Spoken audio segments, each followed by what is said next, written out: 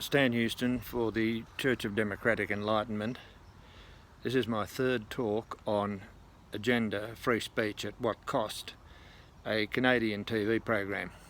It's on YouTube, and my first two talks also in a single video at Stan Houston, Agenda Free Speech, You Are Silencing Them, Absolutism. This talk, 1C, and the next one, 1D, are on fabrication. This one has the further subtitle, Democratic Debate. In this debate, I support Janice Fiamengo and Justin Trottier and oppose Alice McLaughlin and Rachel DeCoste and the radical feminism I take them as representing.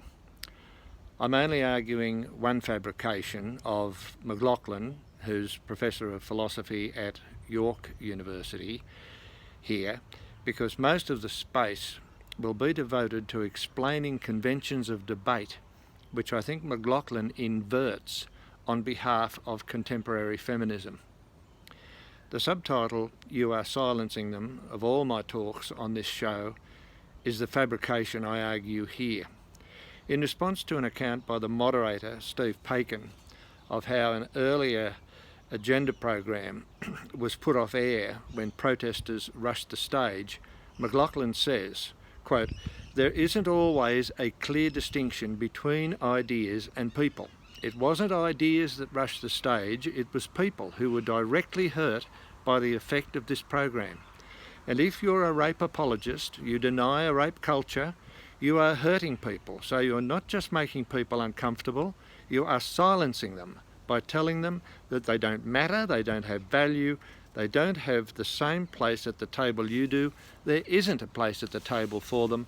And throughout history, the most powerful and brave response to the kind of message that says you're not valuable is for people to use every means possible to express the counter view, which is, I belong, I have a right to speak. That isn't always pretty, it isn't always polite." End of quote. Fiamengo opposes this. What was said about ideas, how they can silence people, that is simply nonsensical on the face of it. Ideas cannot silence people, ideas get exchanged. And to say that to make a comment about rape, that in no way sends a signal to anyone that they cannot speak.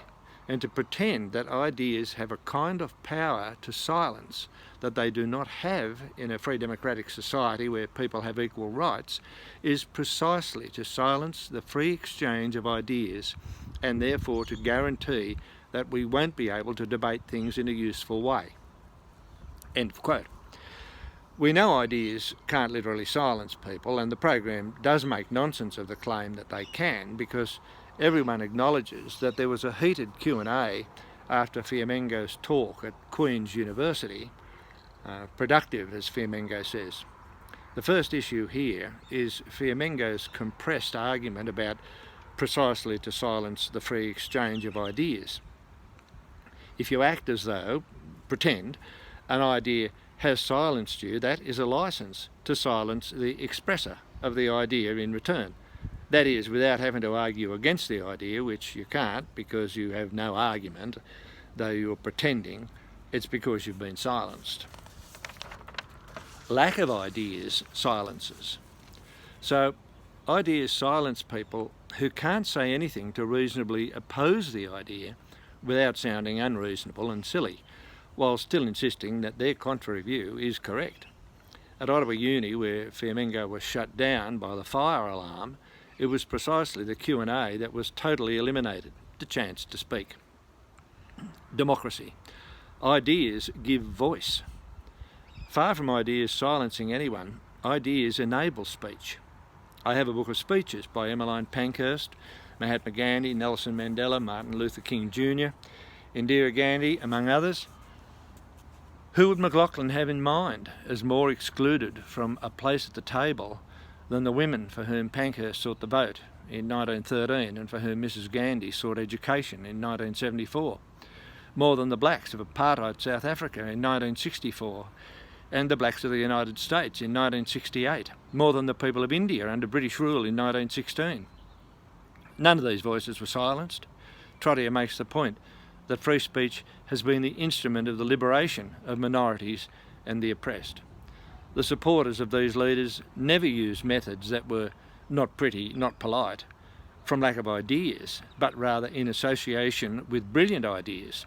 It was precisely because the not pretty, not polite methods were supported by ideas that those methods could be used without being mistaken for unreasonably self-serving street thuggery. Democracy, discussion, not force. Related to silencing them is McLaughlin's claim that there isn't always a clear distinction between ideas and people. Of interest here is McLaughlin's purpose of seeking, if there is a distinction between people and ideas, to eliminate it. We know why the stage wasn't rushed by counter-argument. There was none, as usual. But McLaughlin's insistence that it was people, not ideas, who rushed the stage argues against herself. We know people have a physical power to coercively impose or suppress ideas that ideas don't have. And we know that the defining difference between democratic and authoritarian societies is that in democracies we settle differences by arguing through ideas, whereas fascism employs methods of coercion and force. Feminism's attempt effectively to restore the law of the jungle as legally as possible against the spirit of civil society is not that hard, as the programme's documentation of considerable success in it indicates. Commercial market power, bureaucratic fear of disruption, ideologies like McLaughlin's, social media censorship, all show what you can do with the universities organised and the media they have colonised behind them. Democracy, ideas distinct from people. It is a fundamental article of a reasonable society that there is always a clear distinction between people and ideas. The debate of ideas rests precisely on the view that the facts and logic involved in the clash of ideas are independent of people. If they weren't, you couldn't explain the same thing to all sorts of different people, everyone, or convince them of anything. The science whose findings are influenced by personal feelings is biased, useless. J.S. Mill illustrates this from the durability of true ideas. They may be suppressed by generations of people and centuries of time, but the truth gives them the longevity to wait for the right circumstances of their recognition. Democracy, hurtful speech distinguished from ideas. Within the processes of reasoned debate, saying things designed to hurt people is already fully understood and dealt with. It is referred to as abuse, deplored, and distinguished from the reasoned presentation of ideas by disapproving phrases like arguing ad hominem or playing the man, not the ball. That's why my heading wasn't ideas that hurt people. There can be no doubting the effect of a breaking down of the distinction between abuse and reasonable ideas, a licence to abuse. Democracy. Ideas do not reflect on the person.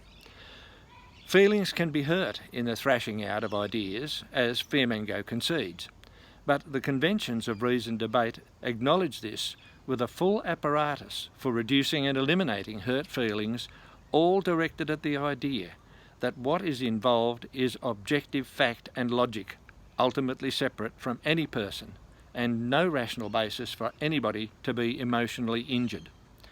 Nothing personal, please don't take it personally, are well-known standard phrases for trying to eliminate injury and give comfort to those who may have found themselves on the losing side of a clash of ideas. Similarly, no offence. Ultimately, those who are proved right can no more claim personal identification with the ideas that proved sound than those proved wrong should take it personally.